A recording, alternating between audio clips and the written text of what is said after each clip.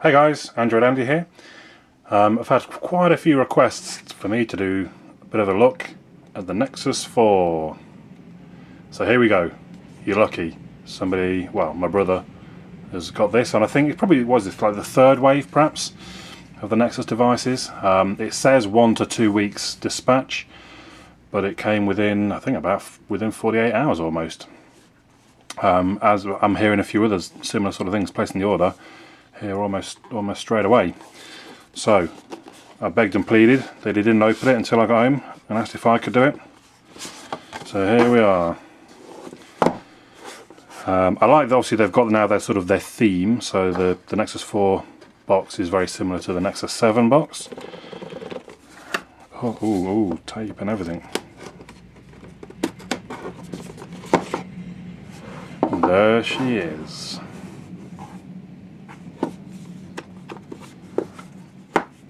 That does feel very nice actually.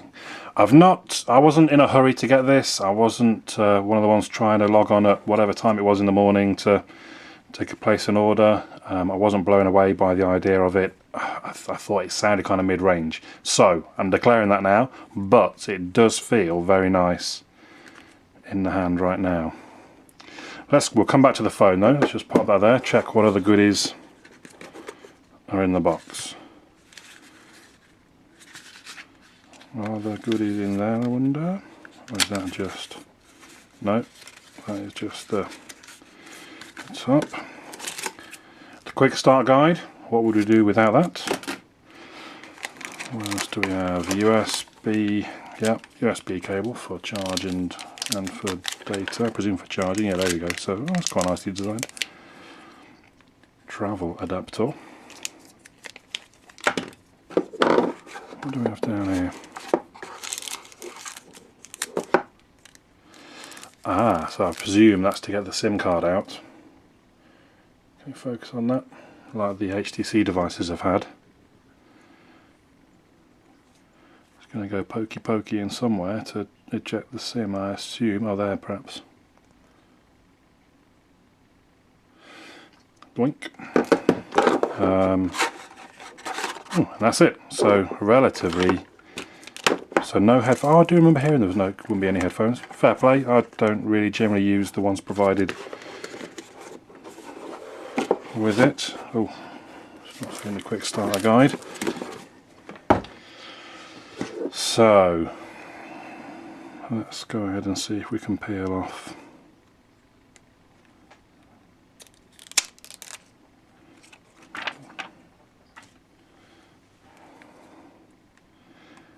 And is there one on the back? I assume there's one on the back. The design decision, I'm sure you already know, for the Nexus 4 was for it to be glass front and back. Funny, it doesn't. I wouldn't have said that feels like glass. To me, it feels like plastic. The sparkle effect is very subtle. I can barely see it, which I think is a good thing. You don't want it too blingy. I don't know, can you see it at all even? You just there we go, you catch it at the top, like there we go, whoa. Yeah, that's I like that, that's good. So it's not too easily seen until really you get into a strong bit of light. So we've got the 8 megapixel camera and the flash just below it. The camera's very subtle, you can almost not see that. We've got the headphone jack at the top. I'm guessing that's a second like noise cancelling mic.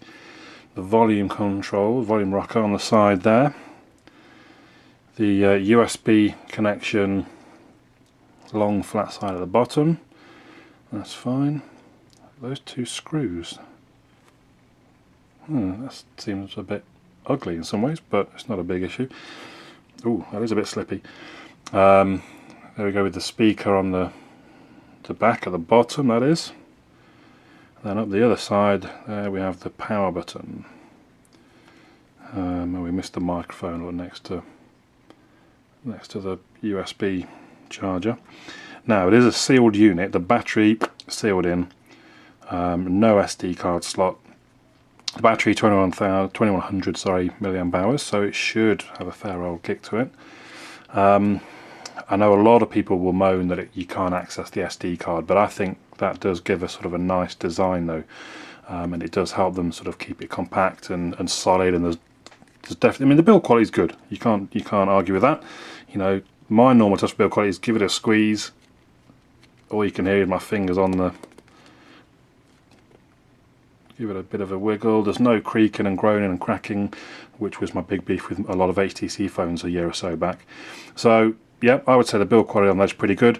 It weighs 139 grams, which is fairly normal these days. Maybe sort of 10 grams or so above some of the other phones, but no real big issue there. Let's turn the power on, see what happens. We should have a bit of life in it. Obviously it's running Jelly Bean, or it should be 4.2, maybe even 4.2.1. It's all based on a 1.5 gigahertz quad-core processor, so it should have plenty of kick to that. This is the 16 gig version. There is also the 8 gig version. This one's $279 on the Play Store. That's quite quick for a first boot. Whatever. Right, give me a moment. I'll sign into Wi-Fi. Okay, so there we go. We're back. We're booted up and connected to Wi-Fi. One thing I forgot as we looked around was the front-facing camera. Look, you can just see right up in the corner there. It's very close to the edge. That's a 1.3 megapixel front-facing camera. I didn't really mention the rear-facing 8 megapixel, but it does do 1080p at 30 frames per second. And of course, with Jelly Bean, it does the funky photospheres. That's more about the software than the hardware. So make yourself at home. I will. I think I know what I'm doing in an app drawer, thank you. Is that normal to be 5x5? I like it, I mean it's not a problem, but maybe it is. I know I'd normally set it to 5x5, I just can't remember if it's normally that way from the beginning. So obviously there aren't many apps installed and I'm not logged into a Google account, so I'm not going to put much more on. I mean thus far it does feel pretty slick. No, thank you.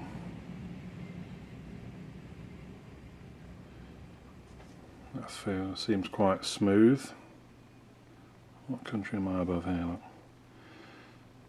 What country is that? Answers in the comments.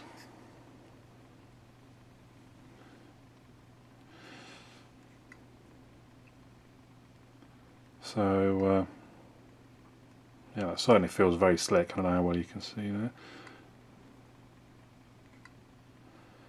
Pretty good.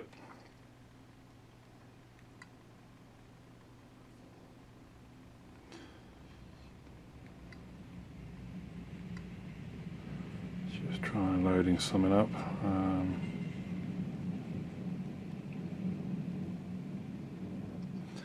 So the screen is 1280 by 768, which across 4.7 inches is 318 pixels per inch, so it is slightly better than like the S3 for example, and it certainly looks good. It's what is it, a True HD IPS Plus capacitive touchscreen, and I can tell you it certainly looks crisp enough. I don't know whether you can see that on the video.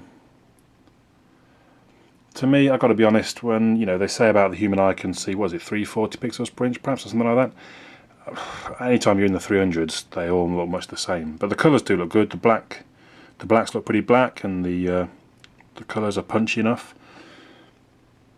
So that's all pretty good. It seems nice and quick and speedy. So that's it. I'm quite impressed. For £279, you really can't go wrong. If we compare to, I've got here my my S3. Was that slightly? Yeah, it's got to be probably 4 or 5 millimeters shorter.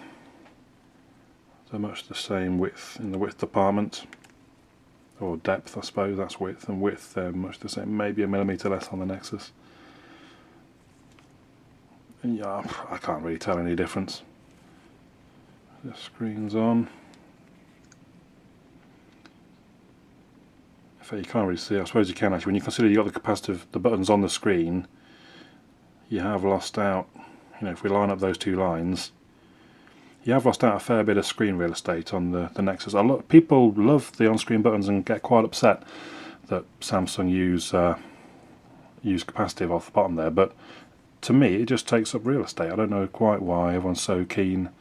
And also when things rotate around, you know, they can move. I always know where my back button and where my menu button is.